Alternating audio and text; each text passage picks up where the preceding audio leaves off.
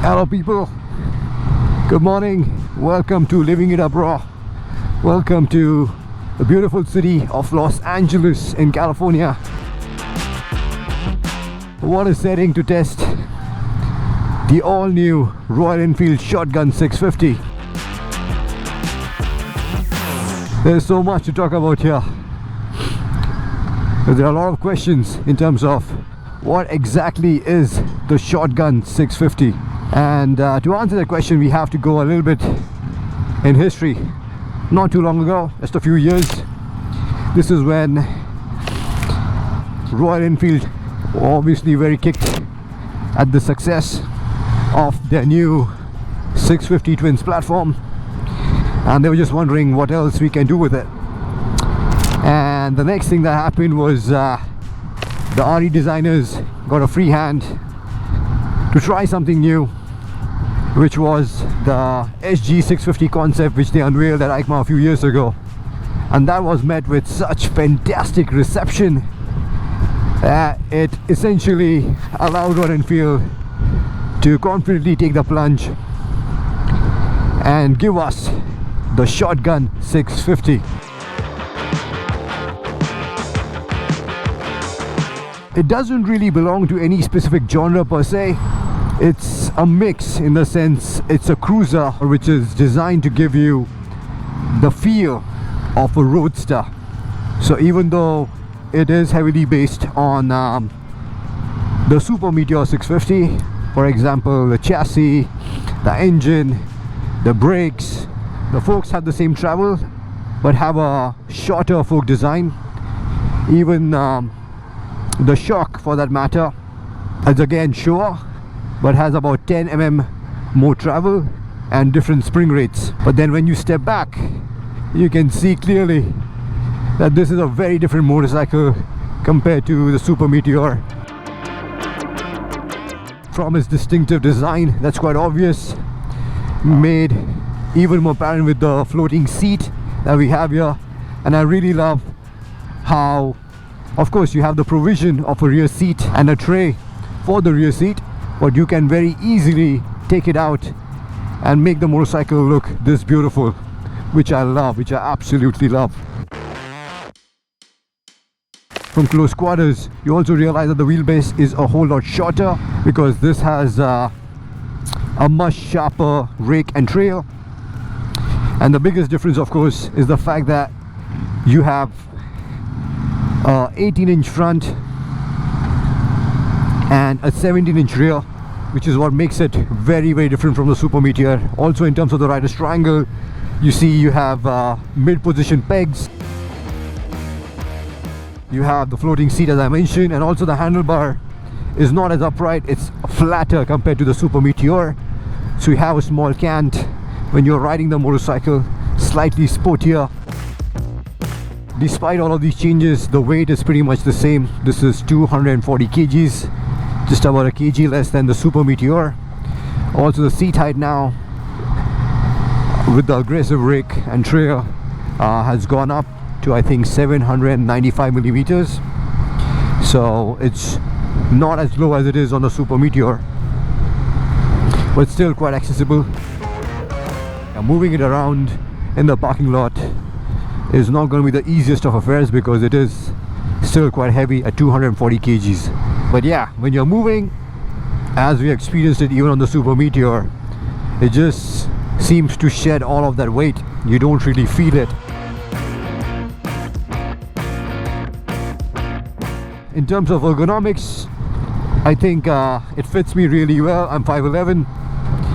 You have a nice commanding view, slightly sportier compared to the Super Meteor. It's not as laid back, but I don't really mind it. I quite like the mid-position pegs. Makes for a pretty comfortable riding position. We'll have to ride it a little bit longer. I'll have to report on the comfort probably at the end of the day once we're done with the ride, because the seat, we are told, is a little bit on the firmer side. And as always, Royal Enfield is offering a whole list of accessories, including a special seat for touring.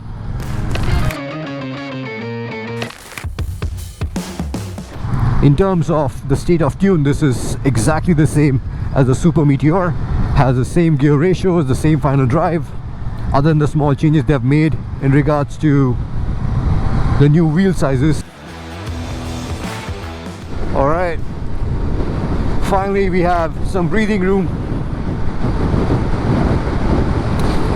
to allow this engine to spread its legs. And yeah, it feels at home even on these US freeways. You know, nice grunt, a lot of torque on tap to easily cruise at the speeds that you're expected to go on these American freeways. That's the thing which I love about this engine. We're in the 6th gear, and even when I get on the gas, it is still so responsive. And man, just like the Super Meteor, I love the induction howl on this. Makes the riding experience so much more engaging. Unlike the Super Meteor, you don't really have much wind protection. I know they do offer a small windscreen as a part of the accessory, but we don't have that on this motorcycle, so I can't really comment on how well that works. But yeah, if I were in the US and riding on the freeway, I think that would be a worthwhile investment, because the Shotgun 650 has absolutely no protection otherwise against the wind. Yeah, I know we complain a lot about the highways that we have back home, but these freeways too are far from perfect. As you can see, the surface keeps changing, and yeah, even at higher speeds, we are going over 100 kilometers an hour going over this patchy road, and yeah, the shock is definitely working a whole lot better even at higher speeds compared to the shock on the Super Meteor. So it got a thumbs up at slower speeds. So far it's also done quite well on these undulations at higher speeds on the freeway, and the same goes for the front as well. Even the front seems quite pliant, even though we were told that the springs on this, on the forks on the Shotgun 650 at the front are slightly stiffer to give the bike the agility that you would want to have fun in the corners. So can't wait to hit the twisties.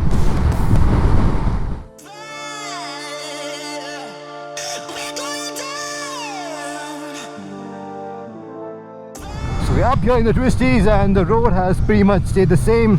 It's far from perfect. A lot of cracks, a lot of undulations, constantly changing road surface, quite bumpy. And if anything, that's helping the suspension really stand out.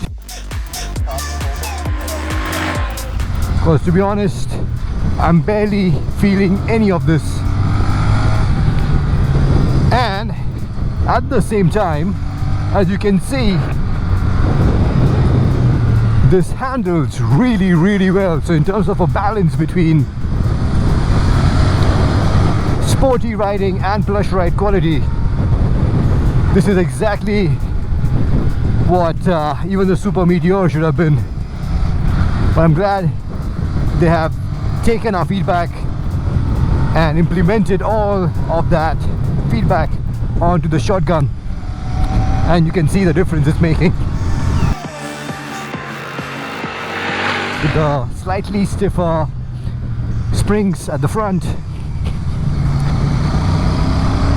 which means you have good support to put the stopping power down that you have at your disposal. Because just like the Super Meteor, you have sintered pads, steel rail lines, the 320mm disc at the front. So yeah, the braking is pretty good, and I'm sure it would be even better with stickier tires, because these are still Seats, similar to what we have experienced with the Super Meteor. The tire sizes are different, but that's the only difference.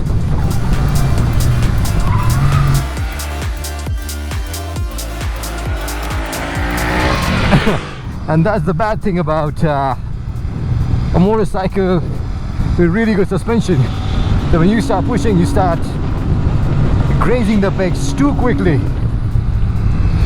So yeah, that's the price you have to pay on a motorcycle like this.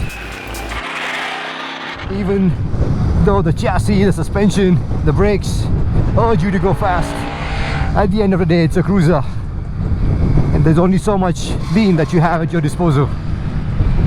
But yeah, it is a lot of fun in corners as well.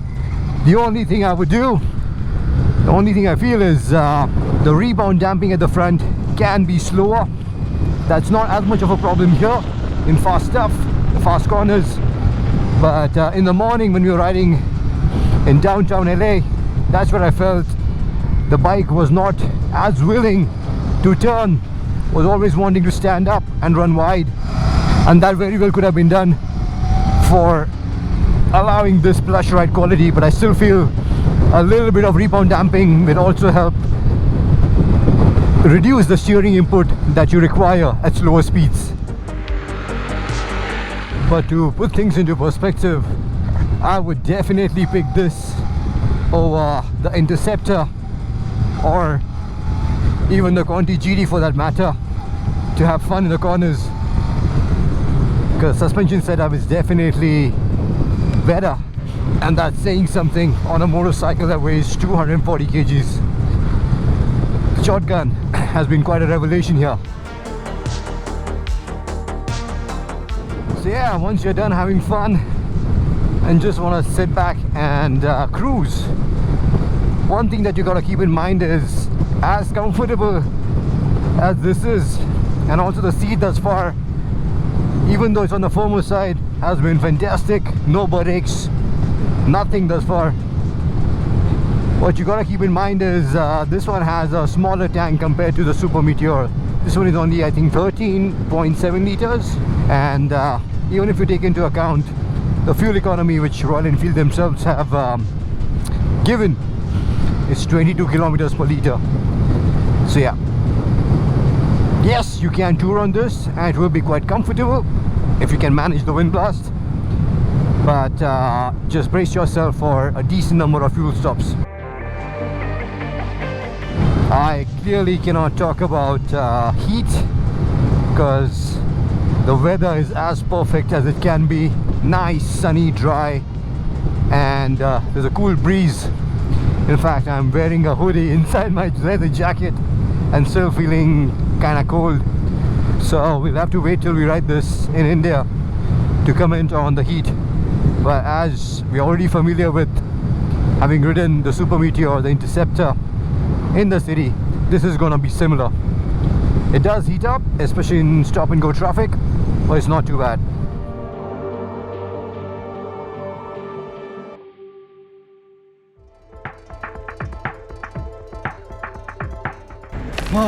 So we're back at the hotel after a fantastic day of riding here in LA, and that's quite clear that I really enjoyed my time on the Shotgun 650.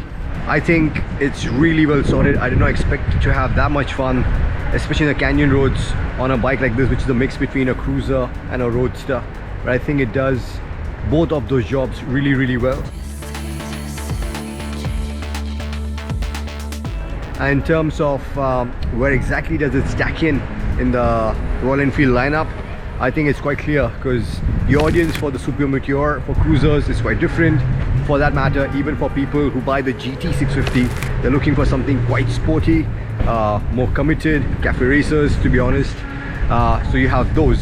So this one, in my books, I think is a really good alternative to the Interceptor, because it does the role of the Interceptor, in my books, a little bit better, especially on the sporty side of things. Like if you want to have fun in the canyons, then this is definitely a really good choice. And this will also do very well on the touring front if you're okay to live with the wind blast and of course with the tiny tank.